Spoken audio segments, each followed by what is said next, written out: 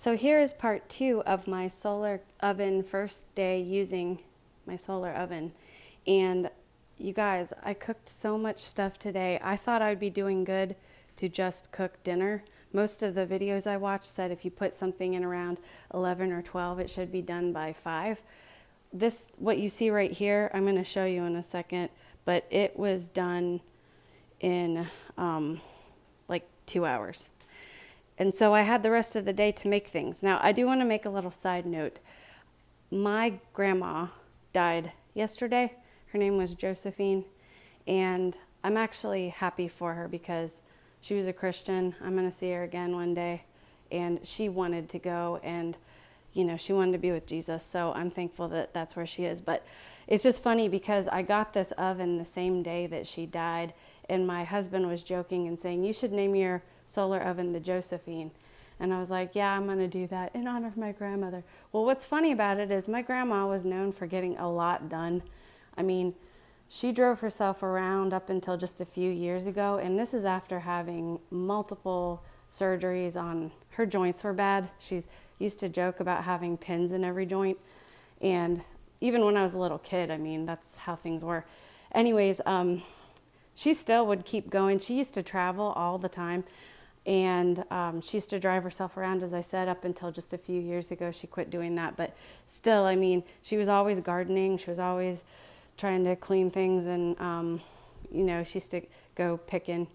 Like, I think I inherited that gene. But anyways, just in the spirit of my grandmother, this solar oven does a lot within just a few hours. It cooked a lot of stuff. So that's what I want to show you is after I made that, which is chicken and rice dish, I actually went out to the store and bought these silicone containers. They're black on the bottom and they're translucent on the top. And I thought it said that they would withstand heat up to 425. So I was like, well, the solar cooker only gets to about, I think, 350-ish.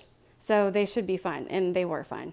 So what I have is in this container, I made, I threw together a cake mix. Like if I had known that this solar cooker would cook so much in 24 hours, I would have planned this out better. But I had no idea that it was going to cook this well and this much food. So this is just me throwing this together. If I'd planned it out, I would have cooked a lot more. But anyways, this is a cake mix that I threw together and threw in this container. And then this was macaroni. And I did the macaroni in 2 steps. First, I just stuck it in water and let it come to a boil and cook. And then I drained it, and then I added the cheese packet and butter. And again, like this I just threw together because I had macaroni in my cabinet. And then I threw some canned chicken and spinach into it and then put it back in to the solar oven. The eggs here are sitting on the top because I just wanted to show you this plastic rim that goes around the top. This is really crucial to retaining all that heat. That's why the eggs are there. But I cooked them actually by just setting them on top of the lids of these these silicone containers that you see right there. You don't even have to put them in water. You can hard boil them just by setting them inside that plastic covering on top of dishes. So you don't even have to separately cook your eggs. You can just throw them on top of whatever else you're cooking, and you can hard boil eggs at the same time. Pretty crazy. I didn't know that was possible, but let me just show you the eggs. I stuck them in an ice bath after taking them out. They were super hot. And then I was frantically peeling. Now, one little note here. It should have peeled a little more smoothly than that, but I was like super excited and I got a little heavy-handed. So it doesn't look very pretty. And I do have to say that typically when you hard boil eggs, they can be really rubbery, and these ended up being a little more tender. And so I think that's why they peeled apart. These eggs are from my mother-in-law, and they were laid last week. And if you know anything about hard boiling eggs, you're supposed to wait several weeks before you hard boil so that the shell will come off more easily. But the shell came off just fine. And that's because they were, I should tell you, the times for these things. This cake cooked in about an hour and a half. I'll show you a picture of the cooked cake in a second. This macaroni, I should have only let it do the first step, boiling, for maybe 45 minutes to an hour, but I actually overcooked it, and these both cooked at the same time, an hour and a half. The eggs were actually in the oven before I put these 2 containers in, so the eggs were actually cooking for probably closer to 2 hours. So if I had to do it again, I would cook the cake at an hour and a half like I did. I would stick the macaroni in for the first step with water for maybe 45 minutes, drain it, and then add the other ingredients for another 45 minutes. The eggs I would have only done for maybe an hour, up to an hour and a half. But again, let me show you. Sorry, I'm so excited, I'm going out of order. So here's your egg that's boiled, and then I bit into it and you can see it's cooked all the way through. This egg was cooking for about 2 hours. So you can see it's a little green around the outside.